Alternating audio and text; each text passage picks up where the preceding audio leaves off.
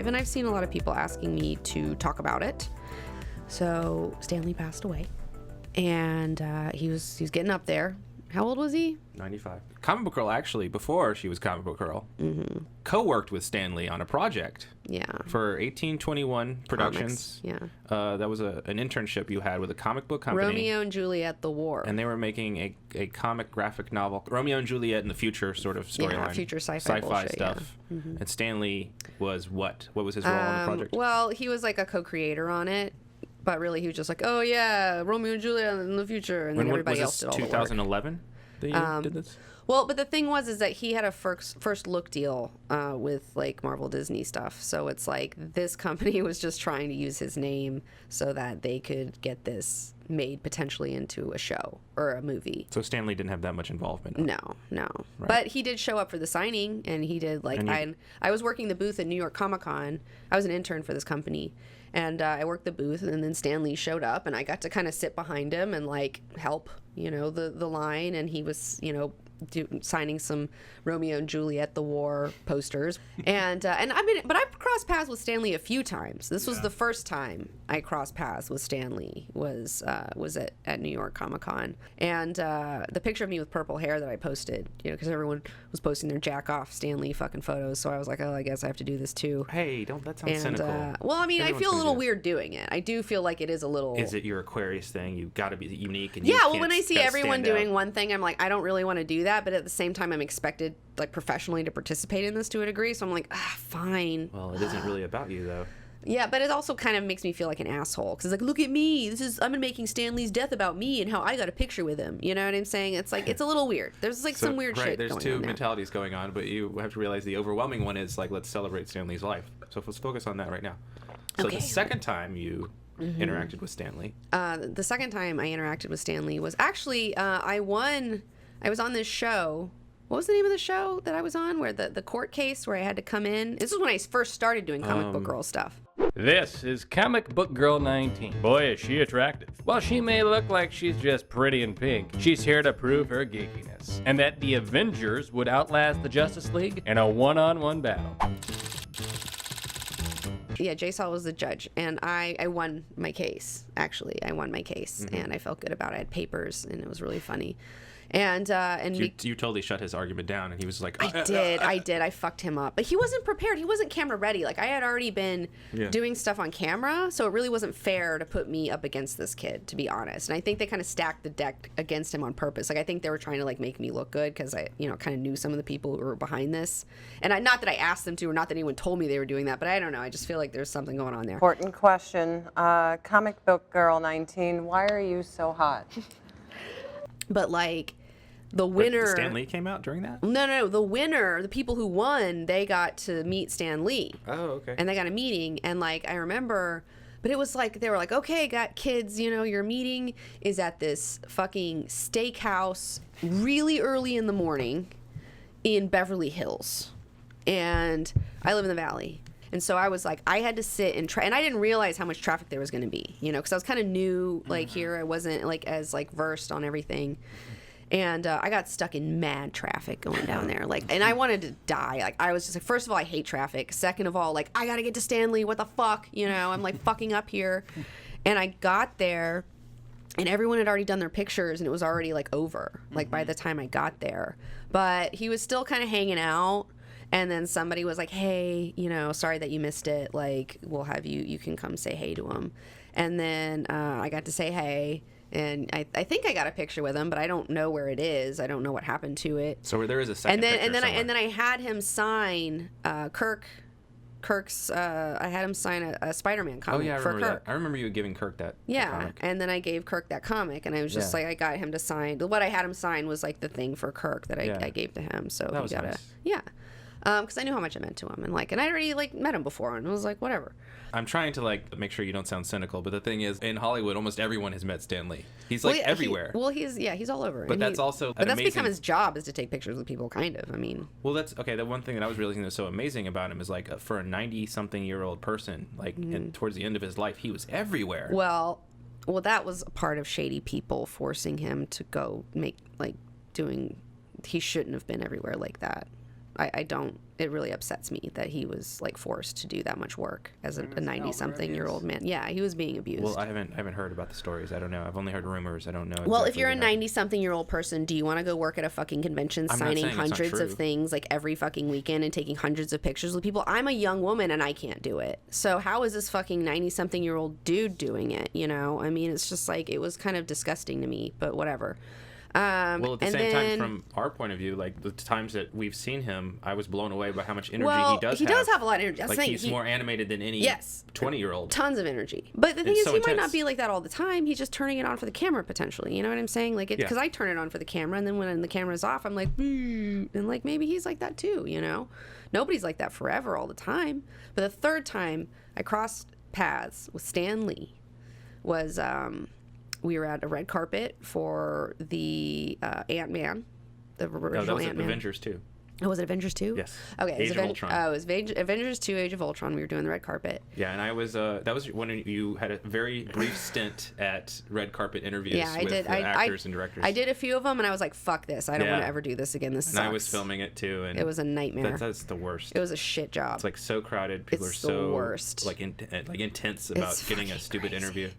And so James Gunn was walking by, and I was like talking to him for a moment, and I was interviewing him, and then Stan Lee came up. Right when you were interviewing James Gunn. Right when I was getting ready to interview James Gunn. Yeah, and then they started bantering, and like they had such witty repartee, you know, like it was just like Stan Lee was just fucking, that guy's witty as fuck. Like he's for real. How are you? Thank you for making me famous. Yeah, you weren't famous at all before me. That movie of yours was so great. I am so impressed. Well, you know what everybody says, you know, without the character of the crazy old man on Xandar, that movie falls apart. And that's what I agree. That's what I found, you know. What's your next movie? It's, you know, strangely enough, it's called, you know, Crazy Old Man on Xandar. That's me. Stars you son of a you. gun. You named it. You're after battling me. Thanos by yourself in hand-to-hand combat. Finally, it's more than a cameo. Yeah. Oh, I love you. Hey, James, good. Can I get you guys? Oh, you got the Stanley? Yeah. You must feel I do. something nobody knew anything about, and you made it work. I got Stan Lee to do it. I was just talking about you 2 seconds ago. Really? I said that, you know, this is all just because of Stan Lee. Stan Lee's the one that took, in the 1960s, took the soap opera and the superhero and merged them into one so that we cared about their personal lives. If I had And known that's he what was matters. talking that way, I wouldn't have come in and interrupted that way. And Gunn was just like so tickled. He was like so tickled and delighted to be talking to one of his heroes and like doing this cool thing on the red carpet. It was like super fun, and that was really cute Yeah, to witness. and I didn't talk to Stan Lee, but I just got to be like in the vicinity and witness it. Hey troops, welcome to Stan Lee's World of Heroes. But I do remember I talked to, when I first started doing YouTube, Stan Lee's World of Heroes. Oh yeah, I was going to bring up that. There's 4 Stanley stories. There's Yeah. World of Heroes. Tell them what Stanley's World of Heroes was. Okay, so back in the day, Google gave a bunch of people a bunch of money to start cool YouTube channels. This was 2012, 2013. Yeah. Right when we were And starting. This one guy who used to, I don't know, work for Xbox or something, he got a shit ton of money, and he decided to make a Stan Lee themed something. They didn't know exactly what they were doing, but they were going to make some sort of Stan Lee, use his name, and launch a channel. They were interested in buying the Comic Book Girl 19 show, essentially. And they offered me a shit deal. And it was such a bad deal that I turned it down. And later, but I didn't know. I mean, I knew, but like I was like, whoa. Sorry. But they were like doing like all the fucking, and this wasn't Stan Lee himself. These were like the people running this. This was just like they paid him to put his name on this stuff. But they were like really oversold. They even oversold it to me where I'm like, okay, this is my big first meeting, you know, of like maybe selling my show. Like, when what? we were walking in, we were making the joke, oh, it's Fisher Price, our first meeting. Yeah. Because we'd never done that But before. like they were saying crazy shit like, well, we want someone to take the torch, you know, and like Stan Lee's gonna pass the torch on to the new thing, and you could be it, like really blowing smoke up my ass, you know. And I was just like, when they said that, I was like, okay, guys, like calm it down, you know, like you guys are full of shit, because you can't pass that torch to somebody. I mean, he created the fucking Marvel you know what I'm saying? Like that's not. I would never feel well, that was an like, inept person just. Maybe they didn't know who Stanley was or what. well, they were trying to like also like just wow me with all this stuff so Right. that I would just do whatever, you know, and they, Yeah. you know, and they wanted to. That's such a crazy. Yeah. They wanted to buy the Disney show would- it's for like, he's like a Walt Disney. It right. makes no sense. Yeah, you Like, can't. I can't. You can't. Well, no, this like, company, that was like nothing compared to how dumb this company was, though. like when and we were then- there, they showed us like, hey, let's show you this fucking Right, they video brought us we to a made. room to show us a new video, and then we like- watched it, and we were like, we couldn't even fake smile at it. We were just like, and when we walked out, we were both so like, awkward. It was so awkward. Video up. oh my god. Okay, so they had the Stanley puppet made, and it was a sick Stanley puppet. It was like really good puppet. But they were doing the Stanley's ABCs or something, and it was like, you know, and they had him voicing it and somebody else puppeting it, but it's like, you know, G is for Galactus. You know, It was like and content for da-da-da-da-da. babies. It was like, Yeah. and E is for this. It was like, it's like this who, is not going like, to work on YouTube. No I one's know. gonna It's watch like this is content for this babies. is what you guys are doing with your $1 million investments. Right, and it was just like, who? No, like this doesn't. No. But get to the I'm good. like, that's what you're gonna do with a fucking Stan Lee puppet, like, and this is how you're gonna waste this guy's time with this fucking shitty idea, like.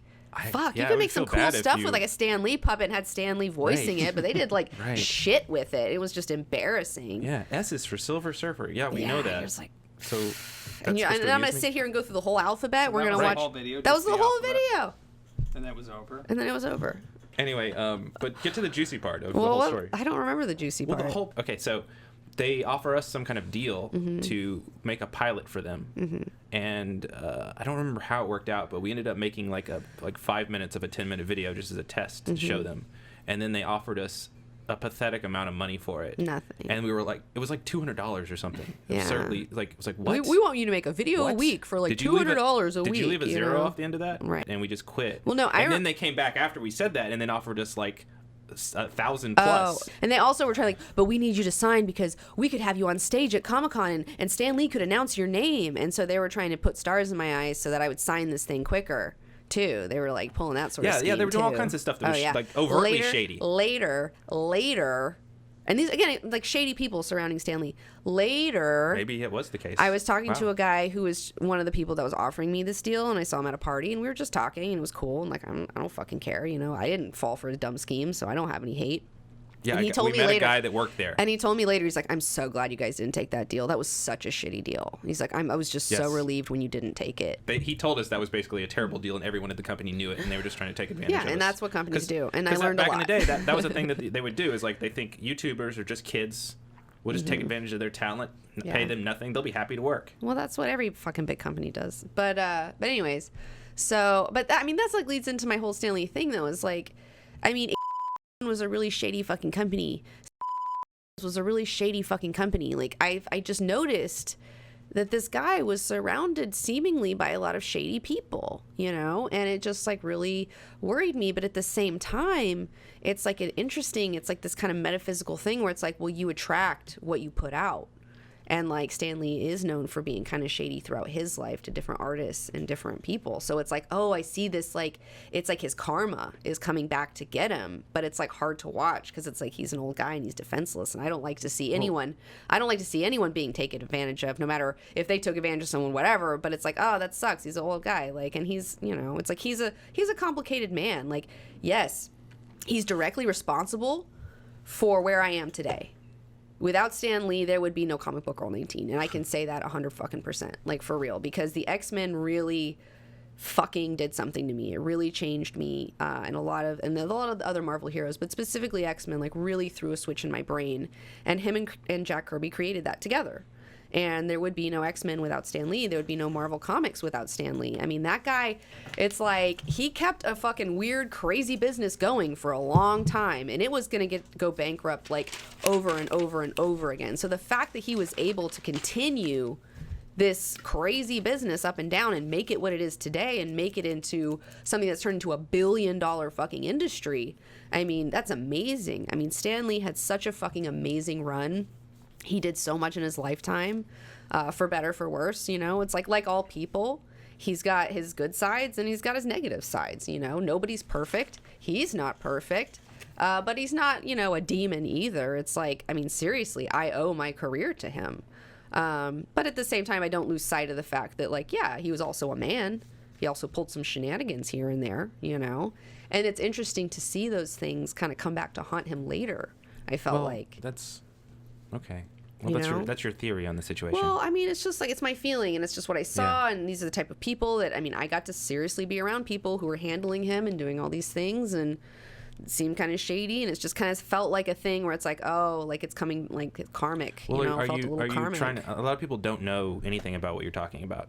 So to clarify, though, are you saying that within the long-standing, decades-long, maybe collaboration between him and Jack Kirby, that Jack Kirby And got Steve screwed? Ditko.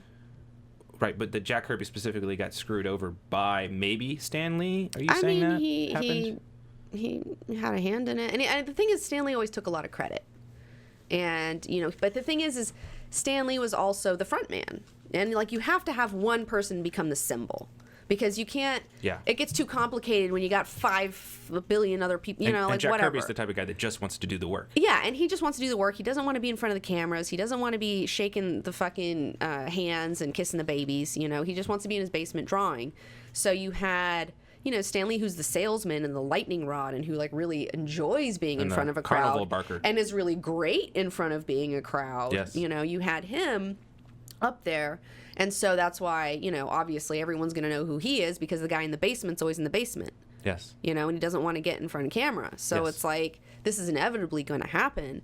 But the thing is like he did, seemingly take a lot of credit for things where it's like there was a lot more collaboration going on. Jack Kirby was doing a lot more of the work. But the thing is Stan Lee was doing the business stuff. Like he was, like I said, he's a salesman, and he was like the business guy, and he was making deals, and he was like keeping this business afloat. Whereas Jack Kirby was more of the person who was creating, and Yes. writing and shaping and designing this universe. But that's not But to Stan Lee say- did collaborate. Right. He did have a part in it for sure. Yeah, that's not to say that Stan Lee wasn't a creative person that had great ideas. Yeah. Is it true that he was the creator of what was called the Marvel Method? Yeah. Which meant that Stan Lee would create the basis for the story, which was like a very loose skeleton. Yeah. And then hand it over to someone like Jack Kirby. Yeah, and who then would they flesh would it flesh out. it out. Yeah. Right. And then later he would come in, and sometimes he would like write the lettering stuff and write it. Yeah, because that's how he liked to be a creator. But he was also doing so many books too. Yeah. I mean, they were doing a massive amount of books, and so like he didn't have time to like go like, okay, in panel 1 I need you to do this, in panel No. 2 I need you to do this. He was more of a big picture type of guy. Yeah, he's a big picture. He's an idea man, and so he's like, okay, in this page something happens, and then this page something happens, and then by the end it's like this. Go. Yeah. And then he found really good talent and delegated to really talented people. Right. But he's kind of like the Thomas Edison. You know how Thomas Edison did that, where it's like Thomas Edison wasn't like an archangel. True. He's like Yes, the he's, Thomas Edison and But he would Nikola employ Tesla people who were relationship more- is very similar to Jack Kirby and Stan Lee. It seems to be. Yeah. He would employ people who were more talented than him. Who Mm-hmm. would like who would make all the stuff, but then he puts his name on it. So it's like, and this is something that's been going on for a long time. Stan Lee, it's in one of those Origins of Marvel Comics books where he reminisces about how him and Jolly Jack created Captain America. What a great time that was when me and Jolly Jack created Captain America. Stan Lee was about 12 when Jack Kirby and Joe Simon created Captain America. Now, that might be a slip of the memory, but no, I don't ever, my memory, as you saw earlier, where I had to ask somebody to pick up the thread, it's quite bad. Sometimes. But I've never sort of said, oh yeah, well I remember when me and Dave Cockrum created the X-Men. I wanted to be careful with this kind of story because when we did Greater Creators, we considered, should we do a Stan Lee episode? Mm-hmm. And we realized, well, Jack Kirby's who needs way more attention and deserves more attention because he's not remembered by history in the way Stan Lee is over-remembered, seemingly. Yeah. But at the same time, when we started doing that, we started finding all these people that were kind of shit-talking Stan Lee. Like there was that clip of Alan Moore being like, I'm tempted to think that Jack Kirby created all of these characters. Stan Lee barely had anything to do with it. He took all the credit. Yeah. That's basically what Alan Moore's up there saying, and like I was like, oh my gosh, maybe it is true. Yeah. But then the more I've done research over the years about Stan Lee, I've realized like no, he was a great collaborator, and that is a skill that I'm trying to learn more. That is very important. Well, here's the thing that people don't like to take into account is like the business side of it. True, that you couldn't even, it wouldn't be here. With just Jack Kirby, without the it would have business gone side. under. It wouldn't have kept going decade after decade after decade if it wasn't for the business acumen and this guy pumping this shit up and hyping it and selling it. Yes. You know, like without this guy, then Jack Kirby wouldn't have had a job to be able to draw this stuff. In the public, people want to like find like who's the one person. Who's the Steve Jobs that did everything? And they want to peg that one person as the brilliant person who did it all. But in real life, everyone that did anything that's remembered was also collaborating with other people that were also super talented, and they never would have been there otherwise. Yeah. Well, I mean, can I just end on my shady, like my sad note? Because I've really been thinking about this. Go sad, and then we'll bring it back to happy. Okay, yeah, we're gonna go a little sadder, and then we're gonna bring it back up. Okay.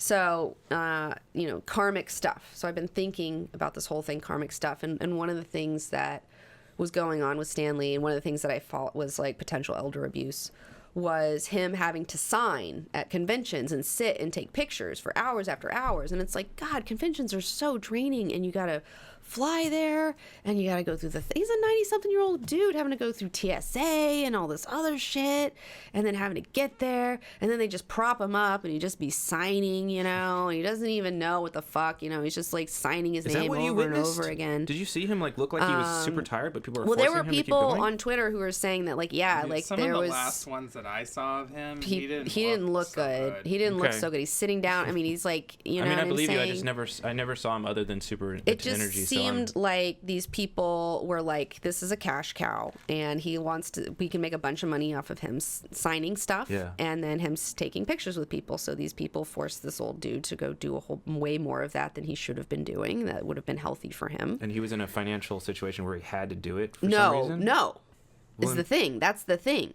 No, he had money. And also, there was a lot of shady stuff where, like, people may have been stealing from him. Yeah, I heard about like, that. a whole bunch of other stuff going on. And it's just like, but like I said, it's just so karmic to me. Like, and I think it's really interesting. Not only is he's surrounded by shady people who start stealing from him when people accuse him of being shady and stealing from them. So you see this thing come back to haunt him. So you're saying you think earlier in his life, in his younger years, he took too much credit, and then people took from him in his later life as some kind of karma. Things, this karmic thing comes around. No. Okay, somebody, number one, you say CBG had to sign her name over and over on that damn Dune book club, and it was a great run though. But that's what I'm saying. Like, I have done a thing where I sit down and I've signed my name hundreds of times, like even like 1,000, like I've signed my name a whole bunch, and it is fucking draining. It drains the life force right out of you. I mean, at least for me. Maybe other people can do it. I don't know. But for me, when I do it, and I go to conventions and I take pictures with people and I sign things for people, it is incredibly fucking draining. It is incredibly fucking draining. It doesn't look like an intense activity, but you're possibly killing an old man doing that. Fucking intense. It is a really fucking intense activity. And it's seeming like, oh, you're just sitting there signing, but you're putting your life essence in it. I mean, that's what you're doing is like, Stan Lee touched this. It's like it's an artifact. You're creating this kind of artifact, and you're putting your life energies into it, and it's prized because of that, because you've touched it, and you've literally, with your energy, you've marked it forever. Wow. But then if you think about it though, him literally signing his name on stuff, like, and he's having to sign his name on things and essentially take ownership of them over and over and over for somebody who may have taken more credit than was deserved.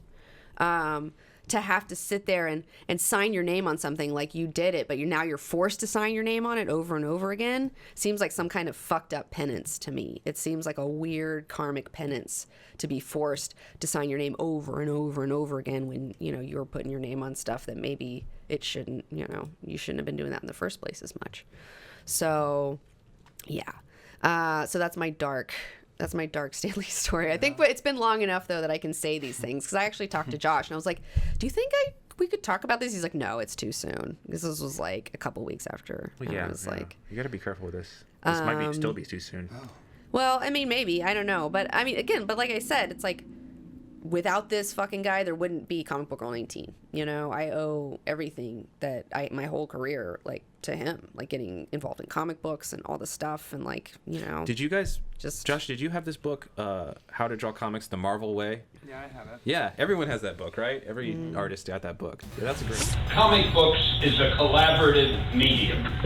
Had I not worked with artists like Jack Kirby, Steve Ditko, John Romita, John Buscema, Gil Kane, all the rest of them, my stories wouldn't have looked as good. It was a total collaborative affair. And sometimes I feel a little guilty. You know, Stan did this, Stan did that. I did, but I did it with them. And they really deserve as much credit as I can ever get. And I just had to mention that. Yeah. And thank you.